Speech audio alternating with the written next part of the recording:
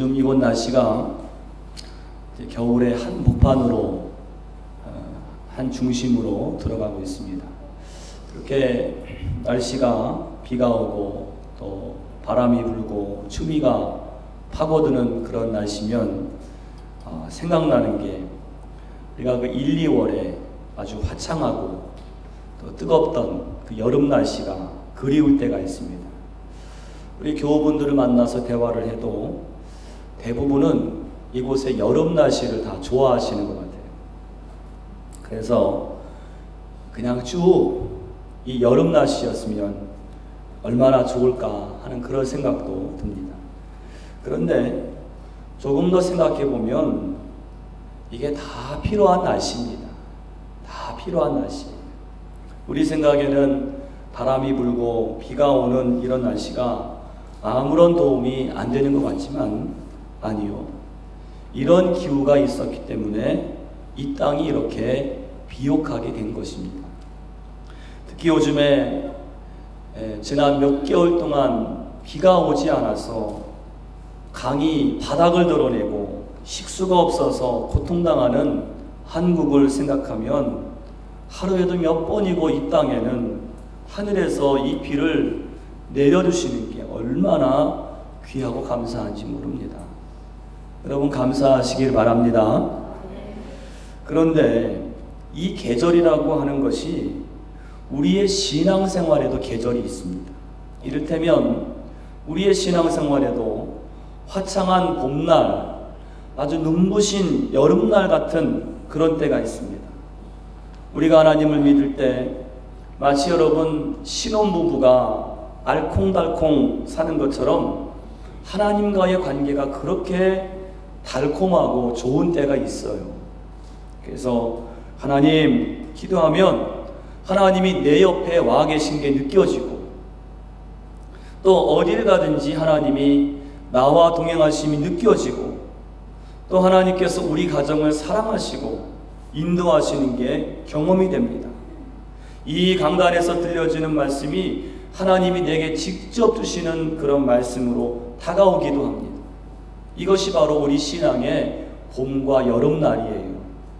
그런데 꼭 알아야 할 것은 우리 신앙생활에는 봄과 여름만 있지는 않다는 것입니다.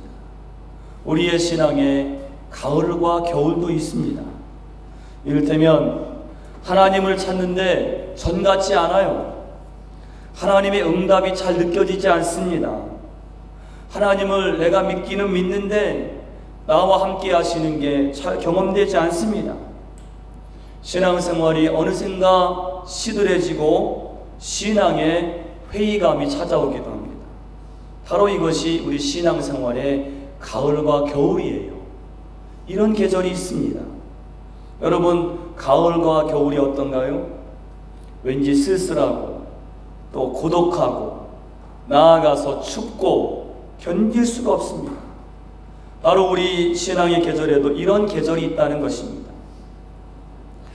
그런데 오늘 본문에 보니까 오늘 본문에 신앙의 여름을 지나서 신앙의 겨울을 맞이한 한 사람이 나옵니다.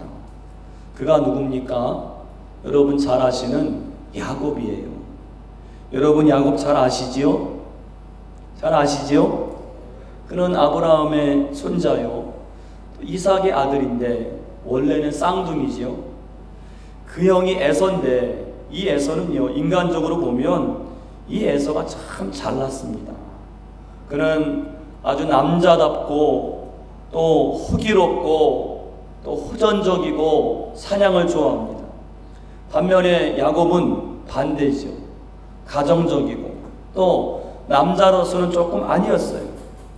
그럼에도 이 야곱은 하나님이 정말로 아주 귀하게 여기시는 게 한 가지 있었습니다. 그것은 뭔가 하면 야곱이 영적인 것을 소중하게 생각하는 것이었습니다. 특히 그는 이 장자의 권리, 이 맏아들이 받는 하나님의 축복을 아주 귀하게 여겼습니다. 여러분 장자의 축복이 눈에 보이긴 합니까? 손에 잡히긴 합니까? 그럼에도 이 야곱은 정말로 이 장자의 축복을 귀하게 여겼어요. 얼마나 귀하게 여기고 사모했든지 간에 여러분 아시는 대로 팥죽을 쓰다가 그 팥죽으로 장자의 명분을 사기까지 했습니다.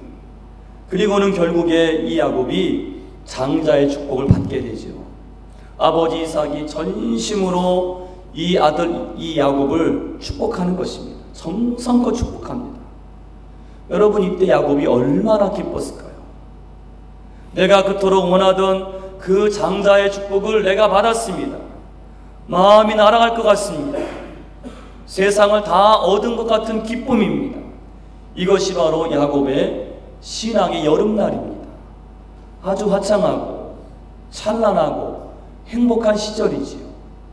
여러분 그렇다면 이 장자의 축복을 받은 후에 야곱이 어떻게 되었을까요?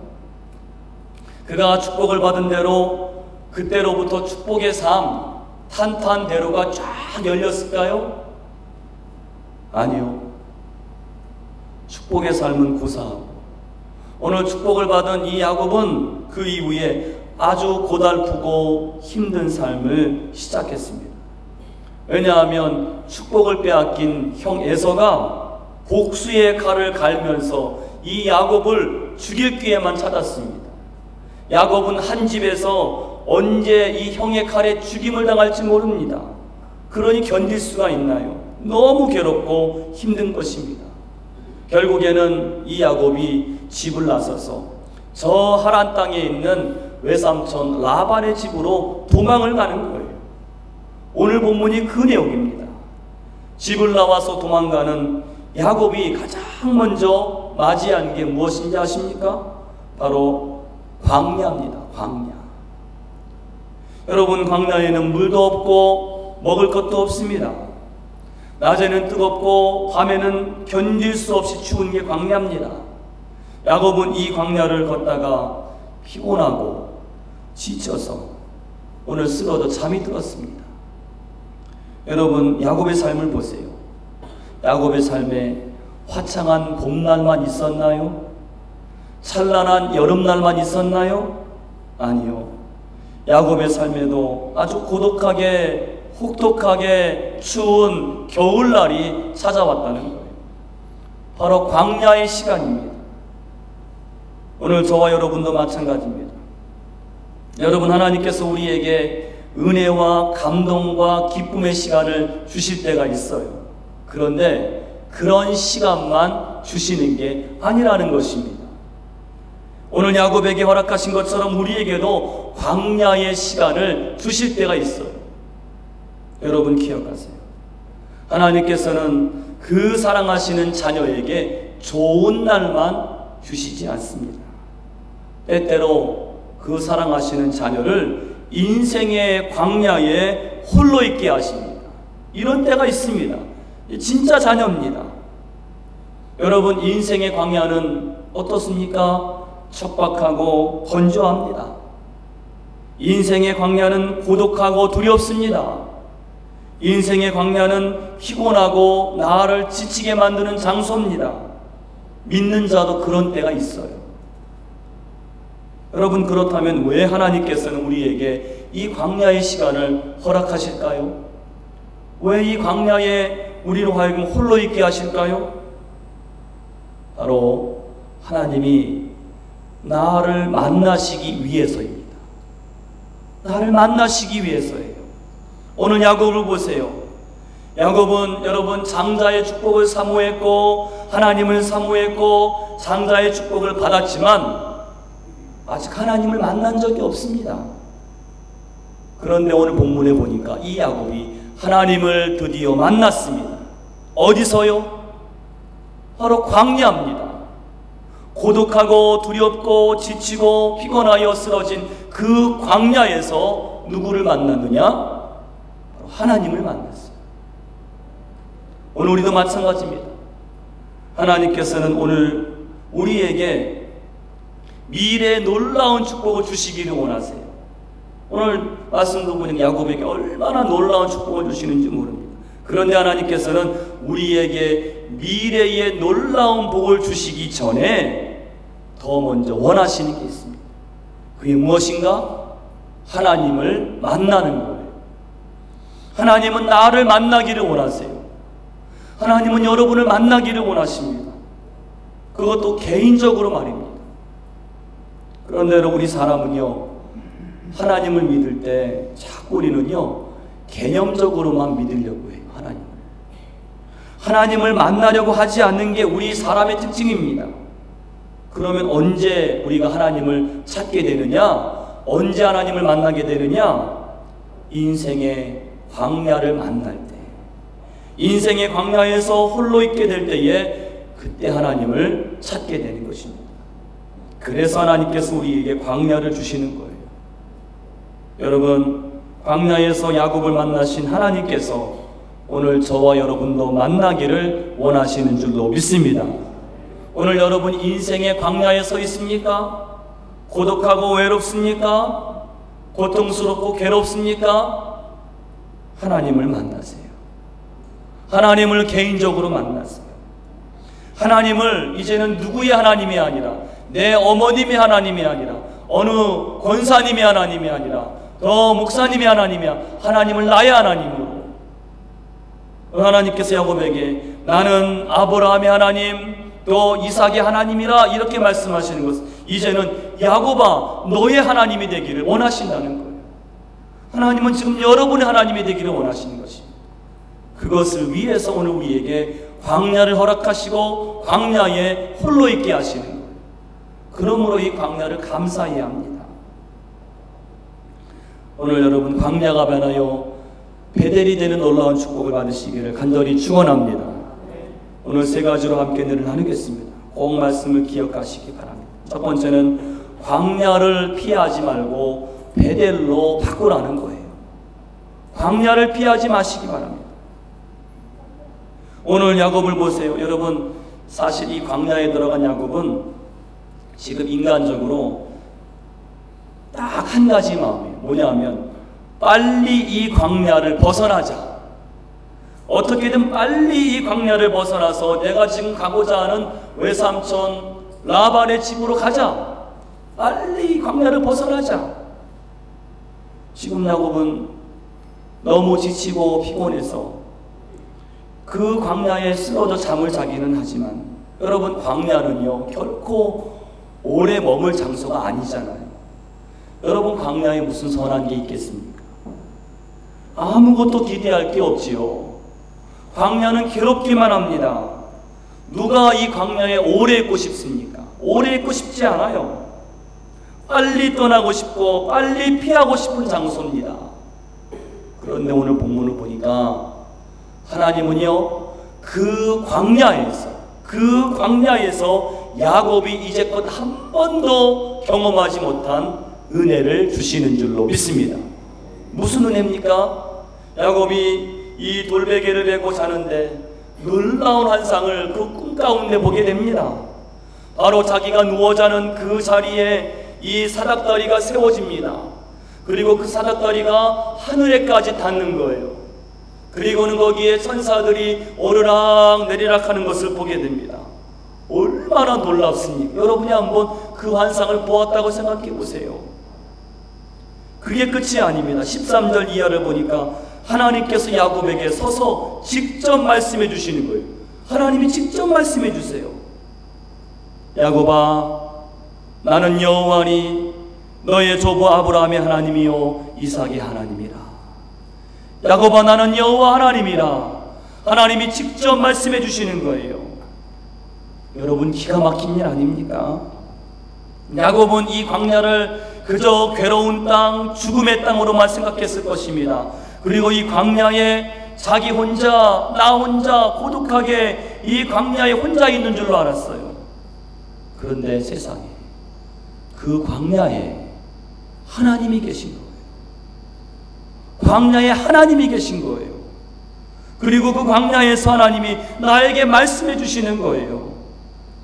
야곱이 깜짝 놀랐을 것입니다. 심장이 쿵쾅쿵쾅 됐을 것입니다. 그리고 야곱이 보니까 이제는 그 광야가 달라 보이는 거예요.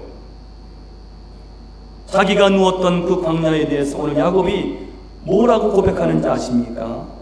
우리 한번 16절부터 19절 말씀 16절로 19절 말씀, 좀 긴 말씀이지만 같이 한번 읽어보겠습니다. 함께 읽습니다. 야곱이 잠이 깨어 이르되 여호와께서 과연 여기 계시거늘 내가 알지 못하였도다. 이에 두려워하여 이르되 두렵도다. 이곳이요 이것은 다름 아닌 하나님의 집이요 이는 하늘의 문이로다 하고, 야곱이 아침에 일찍 일어나 베개로 삼았던 돌을 가져다가 기둥으로 세우고 그 위에 기름을 붓고 그곳 이름을 베델이라 하였더라. 이 성의 옛 이름은 루스더라. 루스 광야입니다. 오늘 여러분 여기에서 여호와께서 여기 계시거늘 내가 알지 못하였도다. 여러분 야곱의 고백이 무엇입니까? 아, 하나님이 여기 계셨구나. 하나님이 여기 계셨구나. 여기가 어디입니까? 바로 광야입니다. 야곱이 그토록 피하고 싶고 달아나고 싶고 가고 싶지 않던 그 광야, 하나님이 여기 계셨구나. 하나님이 어디 계셨는가? 바로 광야에 계셨다는 것입니다. 그런데 야곱이 그걸 몰랐어요. 우리도 모를 때가 많습니다.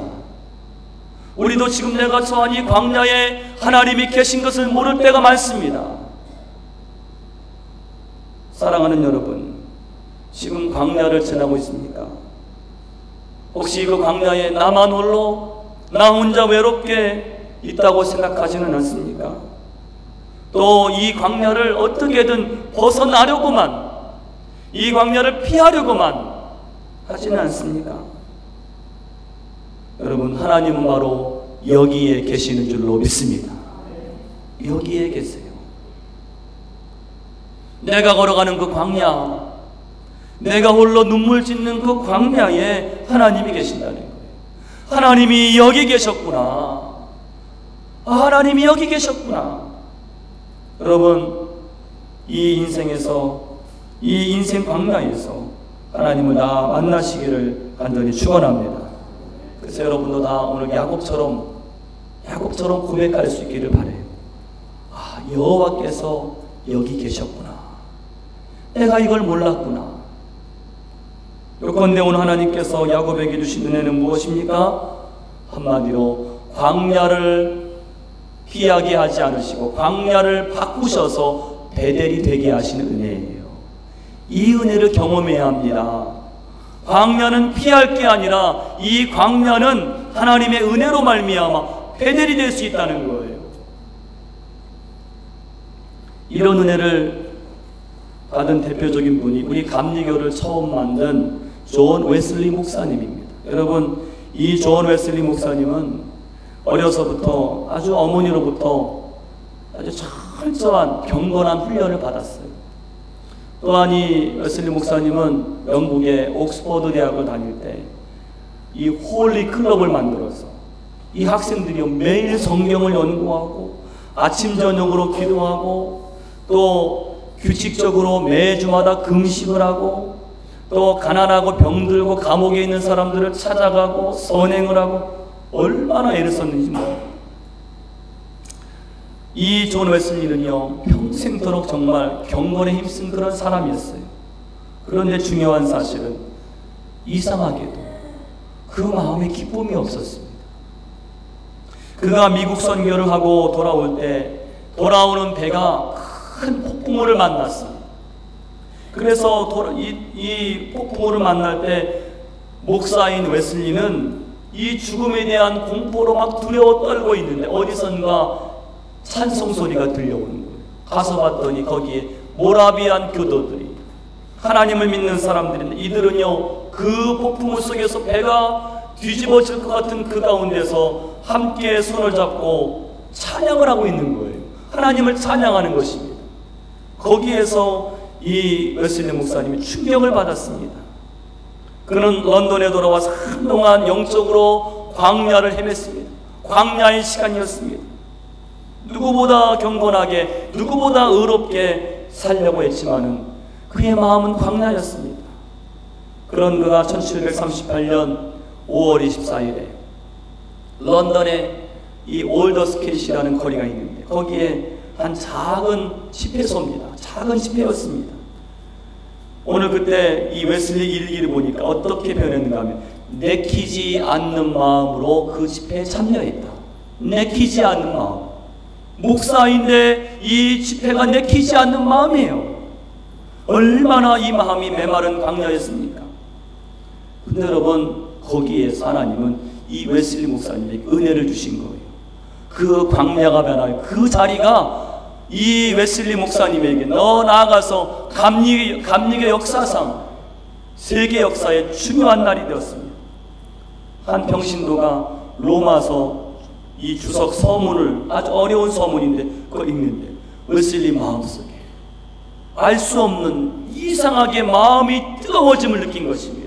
어떤 말씀에 마음이 뜨거워졌는가 하면 일기에 기록하기를 내 자신이 구원을 받기 위해 오직 그리스도만을 신뢰해야 한다는 그 진리에 내 마음이 이상하게 뜨거워짐을 내가 느꼈습니다. 여러분, 그날로부터 웨슬리의 삶이 완전히 뒤바뀌어서 그 마음에 없던 그 기쁨을 가지고 평생도록 88세에 그가 죽기까지, 마지막 그 죽는 순간까지도 복음을 전하다가 오늘 돌아가신 분이 바로 웨슬리입니다. 여러분, 무엇입니까? 웨슬리가 내키지 않는 마음으로 참여했던 그 장소, 광야 아닙니까?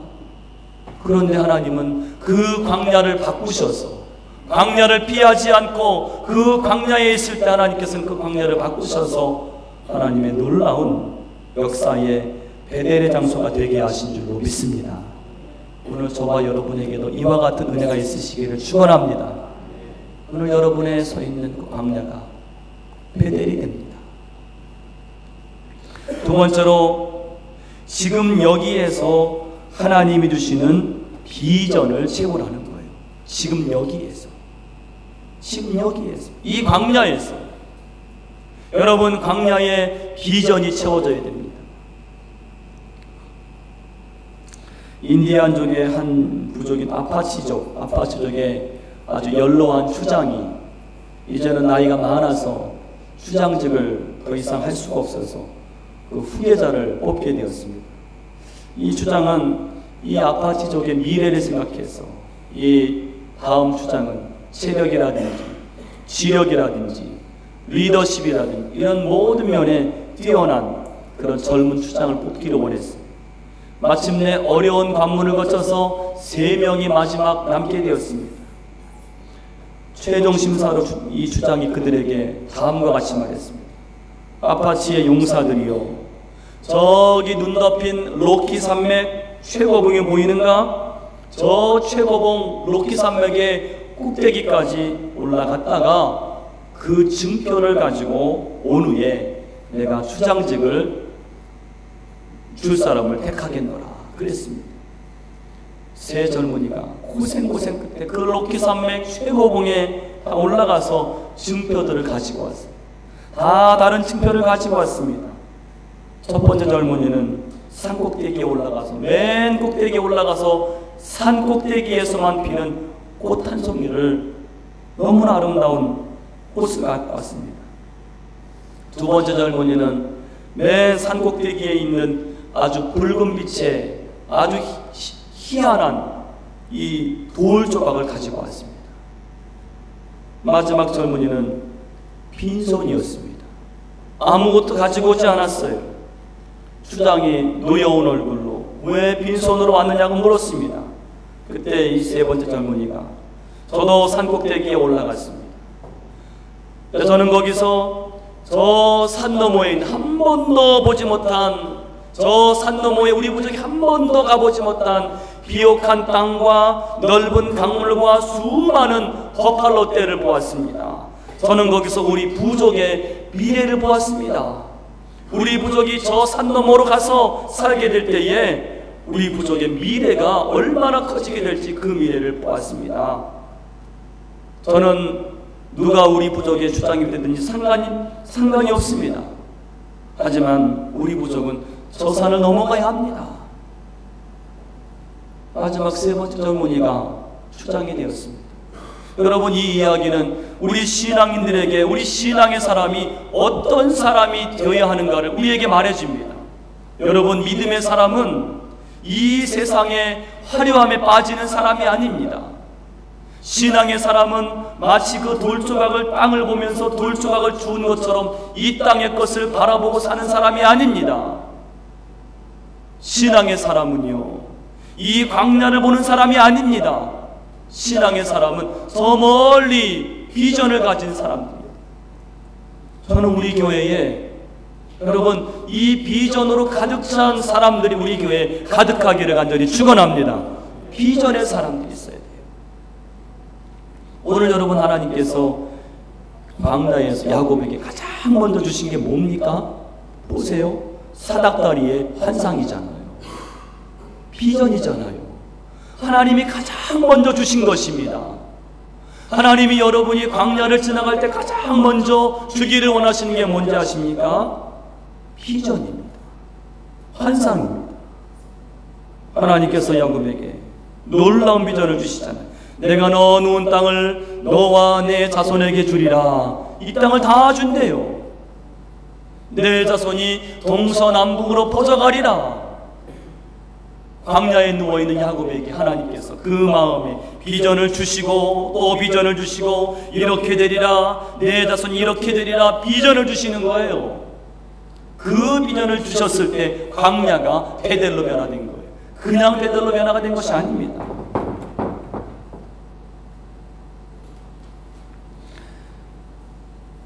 지난 우리 20주년 행사 때 우리 김선도 감독님 오셔서 많은 분들이 참 은혜를 받으시고 도전을 받으셨다는 말씀을 제가 들었습니다. 여러분, 그 감독님께서 받은 그 우리가 영상을 봤는데 그 축복의 비결이 뭔지 아십니까? 한마디로 비전입니다. 그분이 처음 광림교회에 부임하셨을 때 광림교회 교인 수가 150명이었다는 거예요. 그 교회 건물이 사람들이 불어날 때 이 교회 건물이 너무나 허술해서 무너질 것 같아서 이 강남으로 넘어오신 거예요. 근데 그분이 참 남다른 비전을 가졌어요. 어떤 비전을 가졌는가 하면, 왜 우리 감리교회는 그 당시에 순복음교회나 영락교회 같은 저렇게 부흥하고 저렇게 크게 모이는 교회가 왜 우리 감리교회는 없는가? 내가 한번 우리 이 교회를 우리 감리교회에 저런 영락교회나 순복음교회 같은 그런 교회로 만들어야 되지 않겠는가? 그런 비전을 가졌어. 남다른 비전이지. 그냥 150명 교회들을 맡아서 그냥 그럭저럭 꾸려 나가야겠다, 그런 게 아니라 우리 감리교회도 이런 교회가 좀 돼야 되지 않겠는가? 이번에 오셔서 저와 대화를 나누시는, 제가 깜짝 놀랐습니다. 저에게 그런 말씀을 하시는 거예요. 그 감독님께서 우리 뉴질랜드 광림교회가 한인 커뮤니티만, 이 한인에게만 제한된 교회가 되지 말고 한인을 넘어서 이 키위들에게까지도 우리 교회 안에 키위들을 위한 예배도 만들어서 키위들이 우리 교회 안에 들어올 수 있는 교회가 되면 어떻겠냐고 깜짝 놀랐습니다. 그분은 이미 은퇴하신 지 15년 되신 분입니다. 젊은 제가 부끄러울 정도로 그런 비전을 아직도 갖고 계신 거예요. 여러분 기억하세요. 오늘 하나님께서는 야곱이 광야를 지날 때 그에게 비전을 부어주심으로 그를 축복하셨고 그 광야를 베델이 되게 하신 줄로 믿습니다. 여러분 광야에 서 있습니까? 하나님의 비전을 채우시기를 간절히 축원합니다. 마지막 세 번째로, 지금 여기에서 하나님의 약속의 말씀을 들어야 됩니다. 지금 여기에서. 여러분 하나님의 약속의 말씀을 듣고 계십니까? 지난 수요일 지방 우리 연합성회 때 작년에 오셨던 그 서울 배단위 교회 그 곽주환 목사님 이번에 강사로 말씀을 전하시는데 제가 참 그날 개인적으로 큰 은혜를 받았습니다. 사실 솔직히 저도 아까 그 웨슬리 목사님처럼 사실은 좀 내키지 않는 마음으로 그 집에 참여했지만, 근데 여러분 우리가 이 내키지 않는 마음이 들 때요 더 참여해야 됩니다. 그때가 은혜의 때예요. 할렐루야. 내키지 않는 마음이 들 때 하나님이 더 큰 은혜를 준비하세요. 이렇게 말씀을 듣는데 그 말씀이 막 제 마음을 터치하는 거예요. 마음을 터치합니다. 막 도전을 줍니다. 여러분, 설교 말씀이 마음을 터치하고 감동이 되는 게 무엇입니까? 이게 그냥 감동입니까? 아니에요. 말씀을 들을 때 감동이 되는 것은 그건 하나님이 제 마음을 감동하시는 거예요. 하나님이 내게 말씀하시는 거예요. 그 시간, 그때의 그 말씀을 듣는 내내 하나님께서 정목사야 이래야 되지 않겠느냐. 여러분, 세상에 이런 기쁨과 이런 감동이 어디 있겠습니까? 어디를 가야 이런 감동이 있겠습니까? 생각해 보세요. 만물의 창조자이시고 만물의 주인이신 그 하나님께서 이 작고 보잘것없는 나에게 아무개야, 이 말씀을 통해서 말씀해 주시는 거예요. 여러분, 이거보다 더 큰 감동이 어디 있겠습니까? 여러분, 이 큰 감동으로 살아가시기를 간절히 축원합니다. 이것은요, 우리 성도들에게만 주시는 큰 은혜예요. 여러분, 우리도 광야를 지나고 세상 사람들도 광야를 지나가지만은 우리 성도들에게 하나님께서 이 광야를 지나가는 성도들에게 오늘 야곱에게 야곱아 내가 너를 축복하리라, 내가 너와 함께하리라, 너의 자손들을 축복하리라 말씀하신 것처럼 오늘 우리에게는요, 광야를 지날 때 하나님 말씀을 주시는 거예요. 아무개야 내가 너와 함께하노라, 내가 너를 축복하노라, 너의 미래의 삶을 이렇게 하노라 말씀을 주신다는 거예요. 여러분, 이것 없이 우리가 어떻게 이 광야를 이겨나갈 수가 있겠습니까? 여러분, 우리가 아무리 광야를 지날 때라도 하나님이 내게 주시는 말씀이 충만하면 그것은 더 이상 광야가 아닌 줄로 믿습니다. 광야가 아니에요. 인간적으로만 광야죠. 그것은 이미 베델입니다. 하나님의 말씀이 충만한 삶은 이미 베델이에요. 오늘 여러분의 삶이 그런 베델이 되시기를 간절히 축원합니다. 한 믿음 좋은 할머니가 평생 성경을 읽으면서 이 성경에 하나님 약속들이 나오잖아요. 오늘 이 야곱에게 주신 약속도 큰 약속 아닙니까? 이 약속이 연필로 하나님 나에게도 이 약속을 이루어주세요.